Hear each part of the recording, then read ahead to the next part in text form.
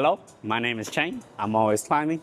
And in this video, I want to talk about how to go ahead and use a hangboard just to build that good beginner foundation strength. Now, the great thing about the hangboard when it comes to building strength, unlike with climbing, because climbing is obviously the most applicable thing you can do to go ahead and build finger strength. But the hangboard has this special property called very consistent. All the edges are the same size. When you're hanging on it, your feet are on the ground, so it's nice and safe. And anytime you want to let it go, unlike with climbing where it's kind of like a bigger fall, on a hangboard, you simply just lower your feet. Therefore, this is a very low risk, high reward equipment when it comes to building finger strength. Now, when you first start off hangboarding, you're gonna be a little bit confused as to which size to choose. The answer is 20. Choose 20 millimeters. Why? Because if you come take a little bit closer look here, 20 millimeters right here is about a little bit less than a pad or a full pad for some people. And the great thing about that is it's just gonna allow you to hit that good crimping power, very applicable. And the fact that it's 20 mil means it's gonna transfer a lot to a lot of other type of grips. Like when you're pinching, you're mostly gonna be using your fingertips for the pinch. And even when it comes to slope work, when you apply pressure downward, it is more towards the fingertips, not so much towards the rest of your finger. Of course, you can do a little bit bigger holds, but I don't recommend it. 20 is perfectly fine. Now here comes the quick question. What do you do if you're not able to hold 20 mil right off of the bat? And the answer is rather simple. You simply go ahead and place your feet on the ground. When you have your feet placed upon the ground, it's pretty important that you go ahead and you extend your elbows. This way, now your body is pulling weight against the hangboard, against your fingertips. Now, when it comes to what type of fingerboarding protocol you should do, especially as a newer climber, and you could barely do any hanging, I always recommend, and this is really good, 5 or 10 sets of 10-second hangs. Now, when you're doing these 10-second hangs, between each hang, you're gonna be resting approximately a minute. When you're doing your hang, there's gonna be 2 methods that you can go ahead and go about it. The first way, my slightly more preferred methodology, is when you're hanging, it's gonna be more of an active hang where your chest is slightly tilted upwards. Your arms are gonna have a slight bend. That activation right here, very good and very strong. The other method of hanging when it comes to the hangboard would be more of a passive straight arm hang. Though it's called passive straight arm hang, I don't want you to think that your muscles are relaxed. Instead of having them slightly bent, you're just gonna fully extend your arms and engage them by flexing. Very important to flex the arms. So it's gonna look like this. So I'm not gonna be relaxed, I'm gonna engage, be nice and tight, and notice how my upper back squeezes behind my body. So here is the passive hang, which is honestly not that passive. And so even though it's called the passive hang, as long as you go ahead and you activate your muscles, it makes it just as active as the one where you're leaning backwards like this. Obviously, both hangs can be done with feet on the ground and, feet on the ground, give or take. Now, the way you want to go about this is before every climbing session or at the end of every climbing session, honestly, doesn't matter. You can do it before your climbing session as a way to warm up. Really nice. You could do it at the end of your climbing session as a way to cool down. Also, very nice.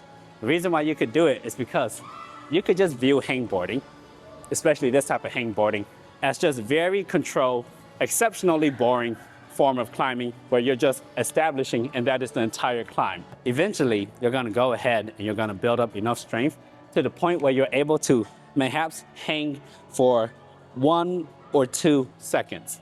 At that point in time, if you want to go ahead and add a little bit of flair, I always recommend to do some jump hangs. If you don't know what a jump hang is, looks just like this. So instead of holding it for time, you're gonna go ahead and do it for reps. All it is you're gonna grab your ledge from a slightly bent arm position. You're going to jump up and control it down. Once you have it controlled down, go ahead and reset your person.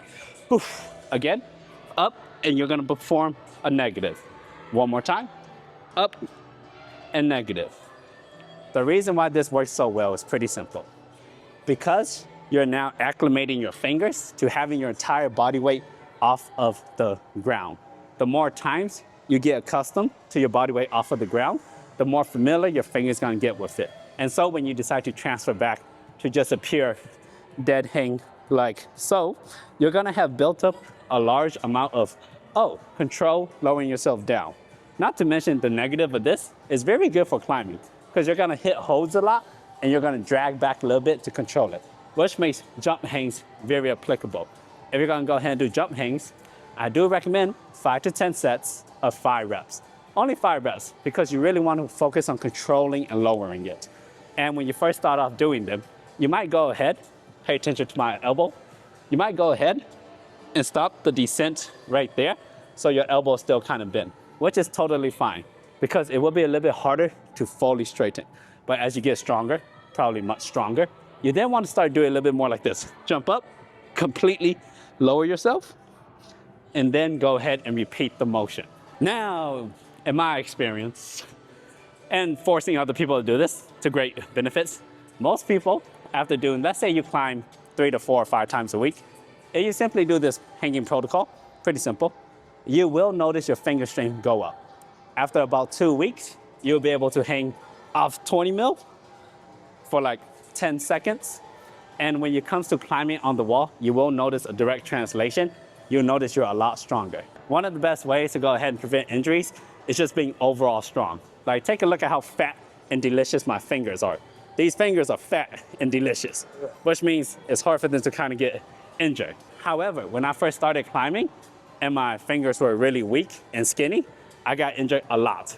As my fingers gotten stronger, the number of injuries on my fingers, even though I climb way harder and I perform on them way much more, injuries have decreased. So it's very important, especially when you first start off climbing and your fingers are very weak and you want to do all those jump, bead, climb, which is very cool. Don't get me wrong, it's very cool.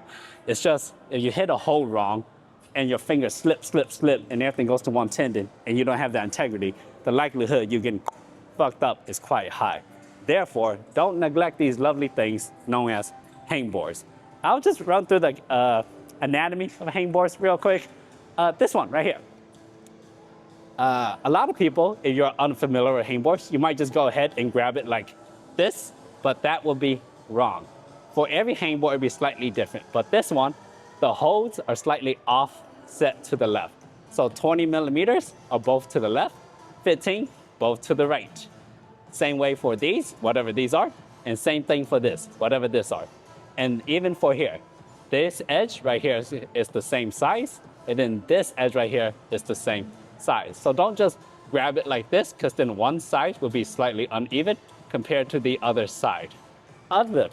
Likewise, Beastmaker hangboard, also very nice. You're gonna notice that this one is a little bit more symmetrical, where it's to the side, to the side, to the side. And it is in, and so on and so forth. And honestly, depending on which hangboard you use, you will notice that maybe your fingers feel a little bit stronger just to the slight nuances of how fingerboards are made. Like this edge is a little bit more smooth, a little bit more rounded compared to this edge, which feels a little bit flatter. And the wood itself also feels a little bit more different. But the important thing here, like I said at the beginning of the video, just find yourself a nice 20 millimeter edge and you're golden. So yeah, hangboard. Now you know.